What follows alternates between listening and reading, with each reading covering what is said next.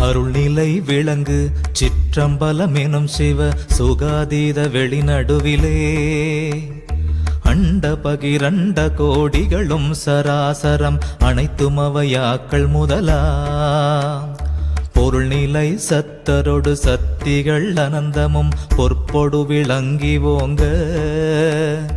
புறப்புறம் அகப்புறம் புறமகம் இவற்றின் மேல் பூரணாகாரமாகி